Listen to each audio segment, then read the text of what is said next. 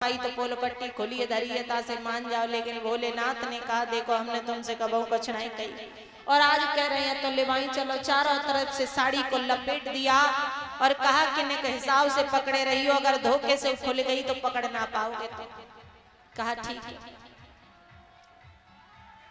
अब जैसे ही भोलेनाथ चले तो ऐसा लगे जैसे धरती धसकी जा रही है। तो मैया पार्वती जी ने कहा कि चलो हिसाब से कि कैसे क्या धीमे धीमे। तो भोलेनाथ ने कहा एक कार्य करो, आप हमारे आगे चलो हम तुम्हारे पीछे। जगत के पिता भोलेनाथ रासलीला के चक्कर में आज पीछे हो गए। आगे आगे मैया पार्वती जी हैं, पीछे पीछे भोलेनाथ। यहाँ मैया पार्वती जी हैं वो श्रद्धा का स्वरूप है। जब मन में श्रद्धा आएगी तभी तो प्रभु के प्रति विश्वास बढ़ेगा। तो धीरे धीरे प्रभु रासलीला प्रांगण के पास पहुंचे।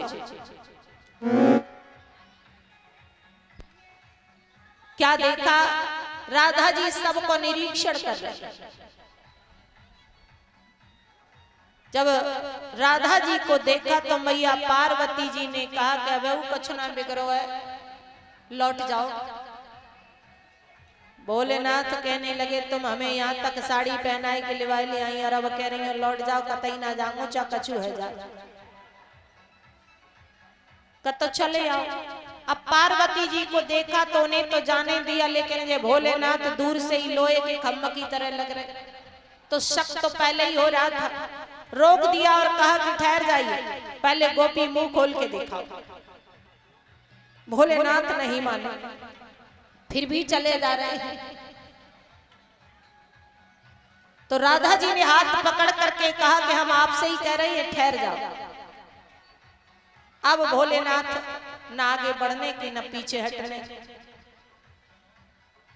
चक्कर में पड़ गए। तो उसी समय नागदेव से कहा कि हे नागदेव अब तुम ही कच करो और हमें बचा ले। तो नागदेव चले और राधा जी के हाथ के ऊपर फन रख दिया। तो राधा जी चिल्लाई देखो श्याम ये क्या है। तो श्याम कहने लगे